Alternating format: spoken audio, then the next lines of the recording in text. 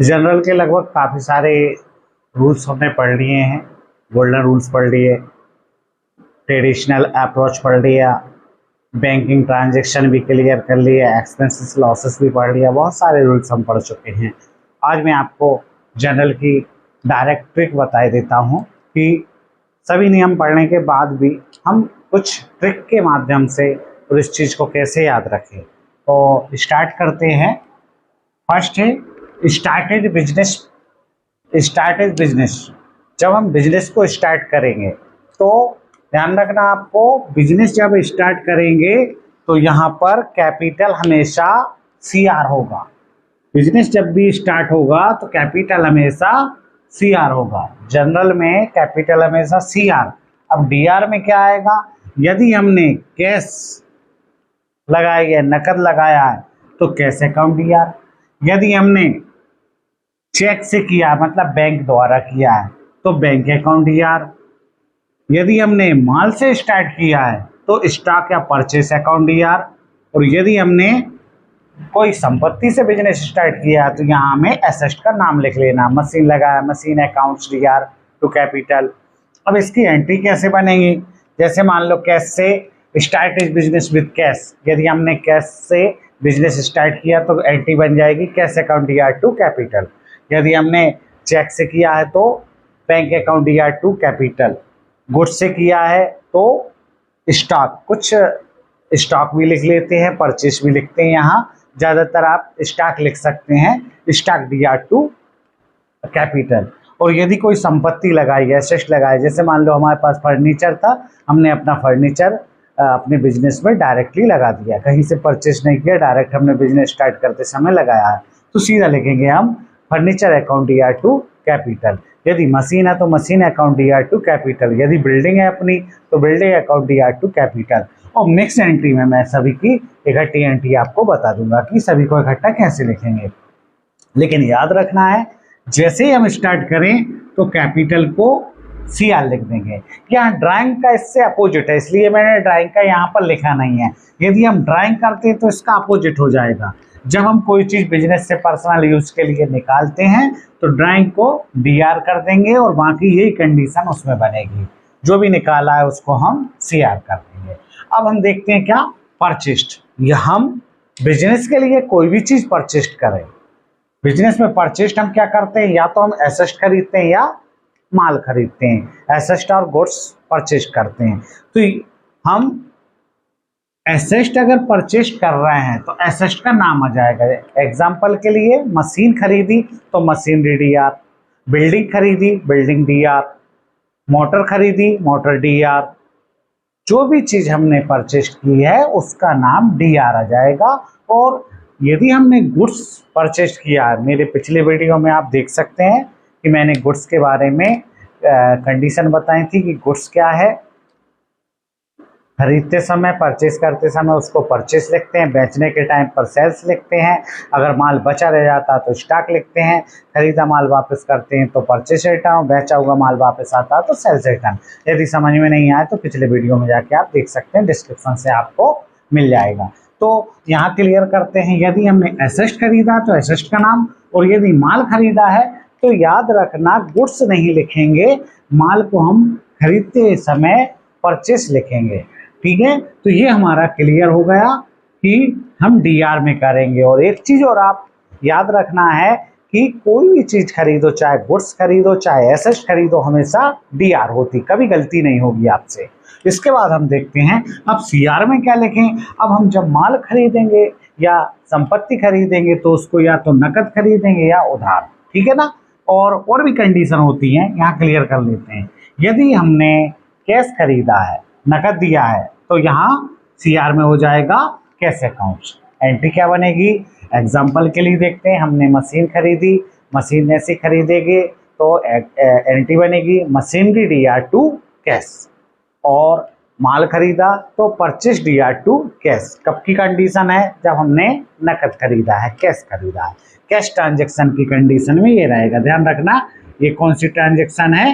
Cash transaction. ये भी मैंने आपको क्लियर करवाई थी, कैश ट्रांजेक्शन कैसे होती है। इसके बाद यहाँ देखते हैं, अब ऐसा तो है नहीं बिजनेस करेंगे तो हर चीज नकद खरीदेंगे, कभी कभी उधार भी खरीदना पड़ता है। तो हमने मान लो उधार खरीद लिया है। उधार मतलब क्रेडिट ट्रांजेक्शन।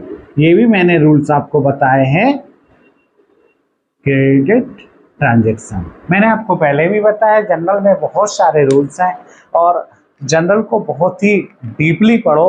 जनरल आपका बेसिक है और जनरल पर ही पूरी अकाउंट डिपेंड है। यदि आप जनरल में कुछ कमी कर रहे हैं तो आपको अकाउंट में आगे चल के बहुत ज़्यादा दिक्कत आएगी। तो यदि हमने उधार खरीदी है, मान के चलो हमने मशीन उधार खरीद ली, तो आपको एक चीज क्लियर हो जाएगी कि परचेस कोई भी चीज करेंगे हमेशा याद रखो, परचेस अगर कर रहे हैं तो उसको डीआर करते हैं। एसेट खरीदो एसेट डीआर, कैश गुड्स खरीदो परचेस डीआर।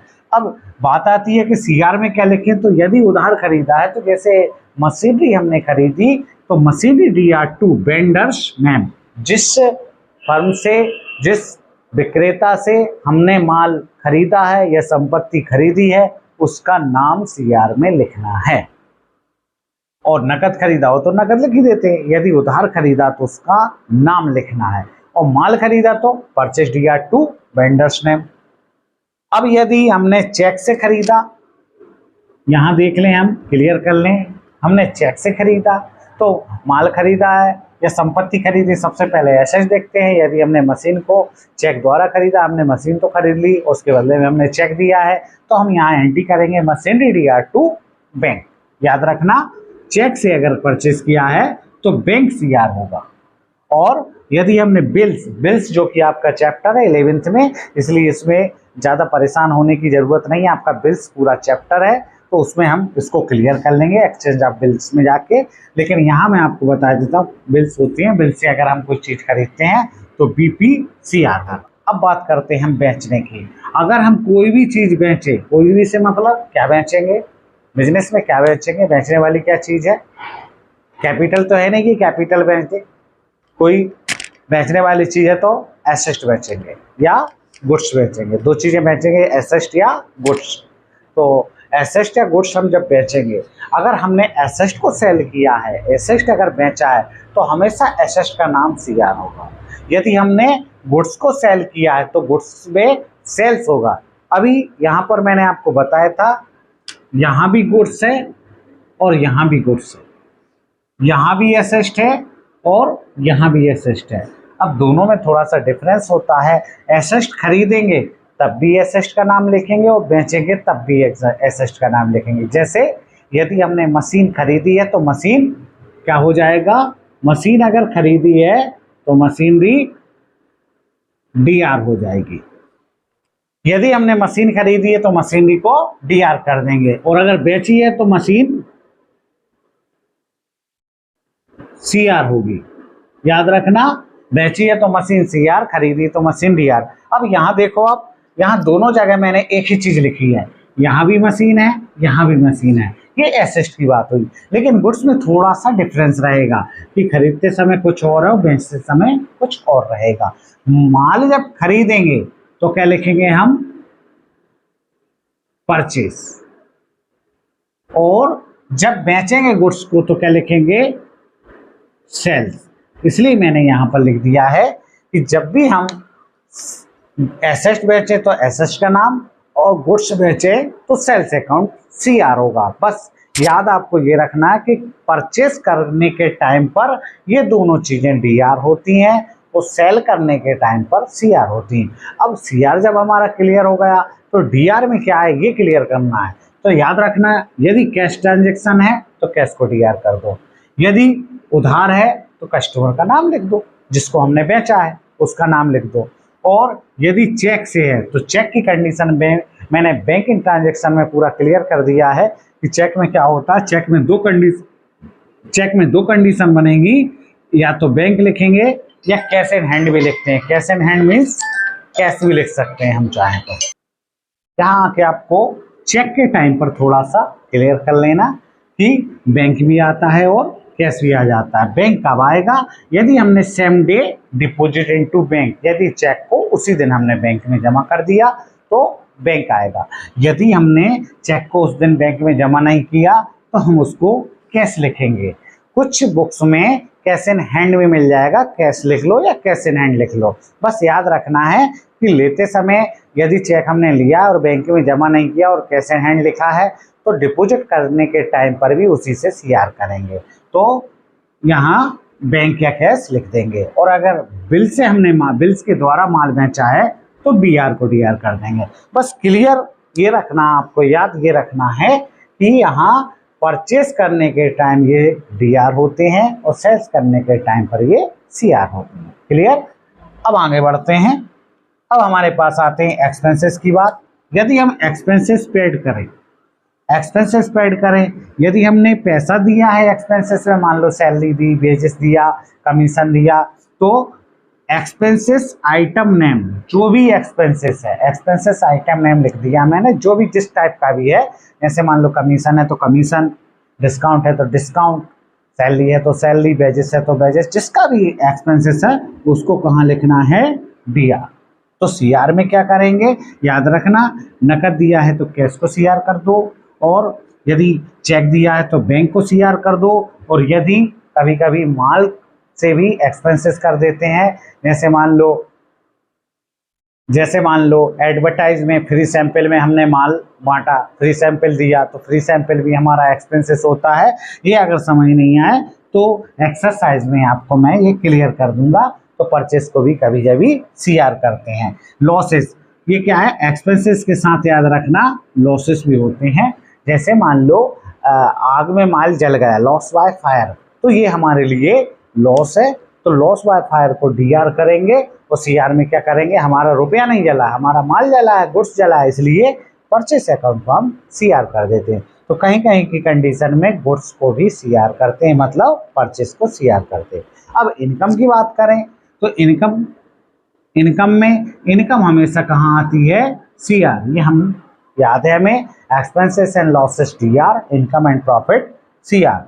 तो डीआर में क्या करें, डीआर में अगर नकद प्राप्त हुई है तो कैश लिख दो, और चेक से मिली है तो वही कंडीशन, यदि चेक उसी दिन बैंक में डाला है तो बैंक, यदि नेक्स्ट डे डाला है तो आज के लिए हम कैश लिखेंगे, जिस दिन हमने चेक प्राप्त किया उस दिन हम कैश से एंट्री करेंगे।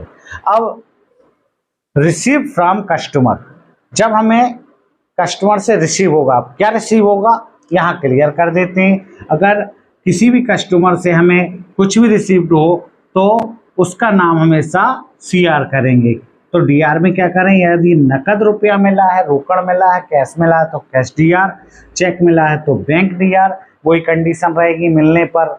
यदि सेम डे जमा किया है तो बैंक और नहीं किया तो कैश, और बिल्स मिला है तो बीआर को डीआर करते हैं। इसके बाद जब हम गिव करते हैं, जब हम गिवन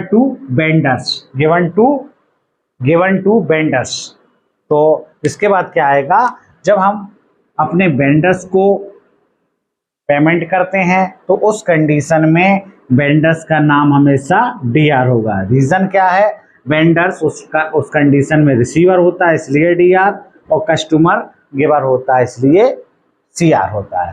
ठीक है। जब हम वेंडर्स को देंगे, पैसा देंगे तो कैश, और चेक देंगे तो बैंक से क्या होगा, सीआर होगा, और अगर बिल्स देंगे तो बीपी सीआर होगा। याद रखना, जब कस्टमर से हमें कुछ रिसीव हो तो कस्टमर का नाम हमेशा सीआर होता है, ये सभी चीज़ें डीआर होती हैं। और वेंडर्स को हम कोई भी चीज़ पेमेंट करें तो यहाँ पर वेंडर्स का नाम डीआर होता है और ये सीआर होते हैं। ठीक है, ये डायरेक्ट ट्रिक आप नोट करके रख सकते हैं।